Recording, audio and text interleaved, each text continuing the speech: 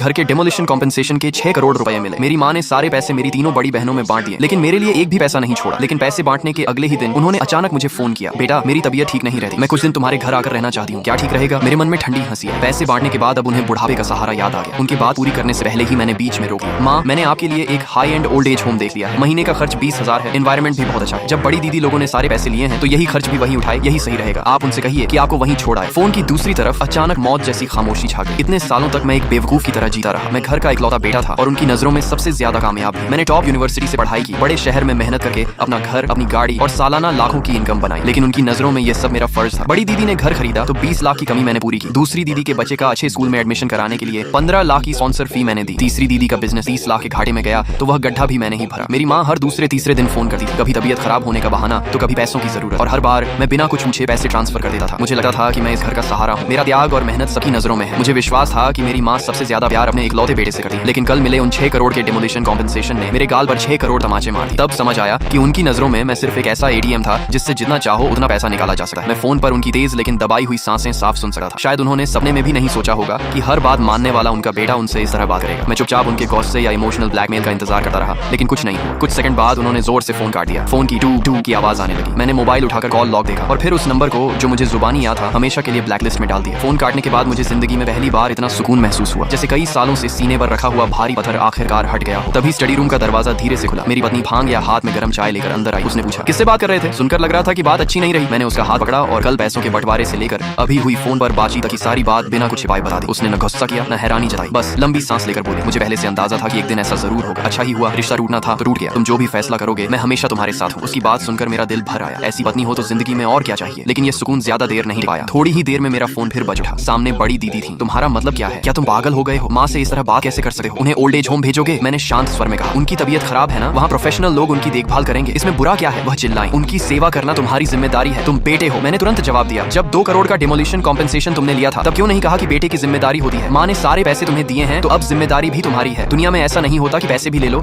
और जिम्मेदारी भी न निभाओ। वह बोली, मत भूलो तुम घर के इकलौते बेटे हो। मैंने ठंडे स्वर में कहा, क्या सिर्फ बेटा होने की वजह से सारी जिंदगी तुम लोगों का खून चूसने दूं? सुन लो, कल से मैं तुम्हारा बेटा नहीं हूं। ये कहकर मैंने फोन काट दिया। 5 मिनट भी नहीं बीते थे कि एक अननोन नंबर से फिर कॉल आया। इस बार दूसरी दीदी झो हुई थी। उन्होंने कहा, माँ के लिए सब करना आसान नहीं था, इसलिए अगर उन्होंने खुद के लिए कुछ पैसे रख लिए होते तो मुझे भी कोई आपत्ति नहीं होती, लेकिन उन्होंने तो सारे पैसे हमें दे दिए क्योंकि वह अपनी